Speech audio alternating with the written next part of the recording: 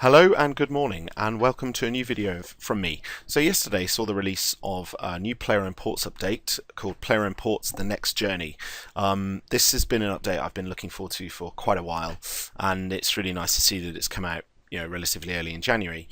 So onto what they've released. I will try and show you as much as I can, which is not everything, as you'll see, but I'm sure I can kind of go through the vast majority of things and kind of explain what they've done. So the main things to know is there are now two new regions, which are the Loop and the Shield, and there are also three new adventurers: the Trapper, the Architect, and the Chef. To meet those adventurers, you'll need 90 Hunter for the Trapper, obviously, 90 Construction for the Architect, and somewhat the same, 90 Cooking for the Chef. Now, each of those three new adventurers means that there are a couple of new port resources for the regions, obviously, a Terracotta and the Azure, and they obviously belong to the Loop and the Shield regions. There are also two new types of trades goods, which are the Pearls and the Koi Scales.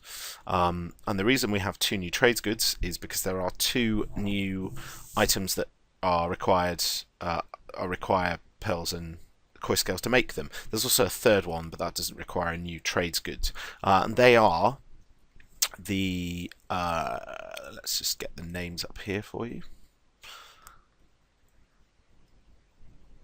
If we go to miscellaneous gear here, they are the Reef Walker's Cape, the Leviathan Ring, and there are some thrown weapons which are the Death Lotus darts.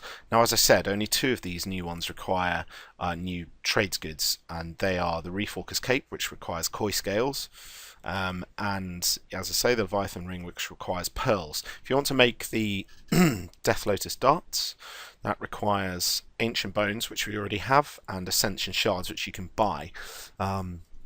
Now, as I'm sure you can guess, because there are three new sort of player imports items, it also means that there are three new scrolls.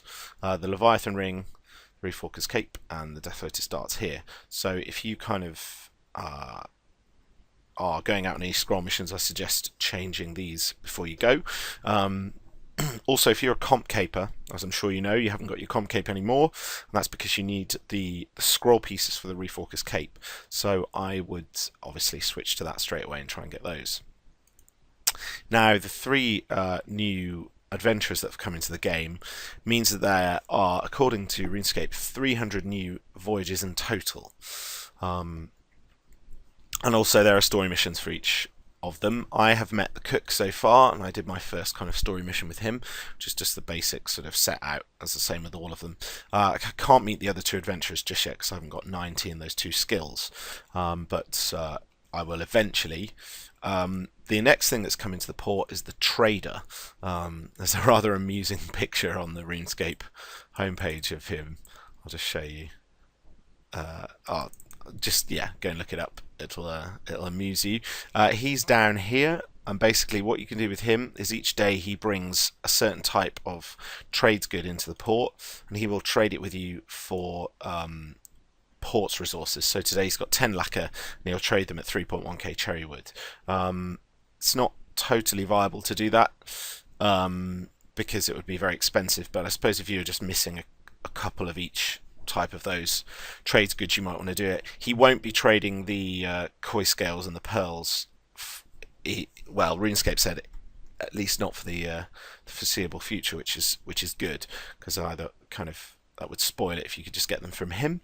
There's also a new mini game import which I haven't done yet, and that's with ceasing at Umi here. I'll cover that in another video update or add it to my other video at some point. But yeah, I kind of, for the moment, I would probably advise doing it just to see what you get. You never know, you might get voyage re-rolls, which will probably help at the moment. So, if we go onto the archipelago map, at the moment I'm 28% to the next zone, and I am currently, my focus is on the pincers. It doesn't, I don't think, really matter which region you kind of want to be on for distance travelled. However, I think I'll just look on the RuneScape webpage. I think they said somewhere that you can only encounter the new adventurers from, I think it was the side of the hook up. So, I mean, it doesn't. If you need a particular trade resource, go for the one you want. But for me, I'm just going to stick in the pincers and hope that I get the distance required sooner rather than later. Bit of background on the three new items, just if you want. The Reef Raucous Cape is a level 85 cape, defense and constitution levels required for all combat styles. So obviously that's a tri-bred kind of cape. There are standards and superior versions, so obviously you'll be able to sell them and or make them for yourselves. It requires a level 90 crafting to make and the quiz scales, as we said. Then there's the Leviathan Ring, level 85 ring, again defense and constitution levels, offering a 2 or 5% chance depending if you make the superior or the tradable one, and it's a 2 or 5% chance to halve the damage of attacks made against its wearer. So obviously it will stop 5% of attacks against you if you have the untradable one, which is quite a nice feature, as well as giving you kind of what does it say? Plus hearty critical chance boost. So yeah, that sounds fun. And then the Death Lotus darts are level 85 thrown weapons, which we kind of covered, and you need 92 fletching to make them ancient bones and ascension shards. So that's kind of covered the things that have come into the ports. What else to say? There are some new ship pieces, which I can't actually show you because all 4 of my ships are out on mission. But I will say this, interestingly, they have slightly rebalanced the makeup of ships. Now before they were quite unbalanced towards seafaring, because the 3 top hulls, obviously being seafaring, combat and morale, the seafaring one is a little bit worse than the other 2. And then on the front of the ship you can only put combat and morale, so you are always kind of weighted against seafaring. But now they have made I think 2 or 3 new hulls.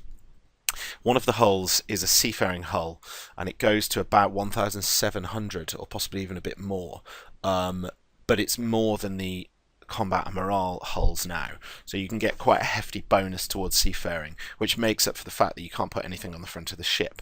And the other thing that they've done is also added, the other hull is a tri-bred hull, if you like, so it's the same stat for combat morale and seafaring, which is really good if you're kind of sending out 10k combat morale and seafaring missions, or even more than that now. So it's kind of nice to see that they've rebalanced the ship parts makeup. I'll cover that again in another video at some point when I can actually show you properly. But yeah, I'm just trying to kind of whiz through the whole update here. I'm just trying to think of other things that are necessarily kind of you'll want to know. I don't think that's kind of there's anything else that's really immediate that you'll want to know. One thing I will say, just a little tip in terms of if you're going for comp cape specifically, I would probably say that you will want to go and change your totem hotspots to the one that gives you scroll voyages. So if you go to your totem hotspots, I would build 4 telescopes. The reason being that will give you a 10% chance of receiving scroll voyages. And obviously, if you want your comp cape back the fastest, I would do that, because you'll give yourself more chance of getting scroll missions every day. The other thing I would do is the first adventure you meet, for me, it was the cook. I've actually gone and made the icon hotspots. I've made 3 cooking pots. They only cost 1k of the coins, so it's kind of worth doing. The reason I've done that is obviously that I want to keep consistently seeing the cook and get through his story missions. So that's what I've done. As I say, I had my first meeting with the cook this morning, which is only a 15-minute voyage because it's obviously from the first region. So now, yeah, I've changed my 3 icon hotspots to that, which is probably worth doing. The other thing I would say at the moment, if you're really trying to bust through this update and get as much new resources and distance, I would probably be doing your mini games each day, because there is the chance that you'll get mission re-rolls and things like that. So it's kind of worth doing, and trying to get that distance travelled up as quickly as possible to get you to the new zone. So yeah, this is obviously where I'm at the moment. I will hope to kind of get through this as quick as possible, but when you're in the sixth region, the distance travelled is obviously going to be quite slow. So hopefully I'll kind of be able to motor on through that and get you some new content as and when. But for now, I think that's all I kind of have to say on the new update. As I say, I'm really excited for this. I do love player reports, and it's something I've kind of been relatively passionate about in terms of making videos. So expect a few new videos as and when. If there are any questions or comments people have about this new update, or indeed any of the previous player imports, then please feel free to kind of contact me and I'll do my best to get back to you. But for now, guys, I think I will just say bye for now.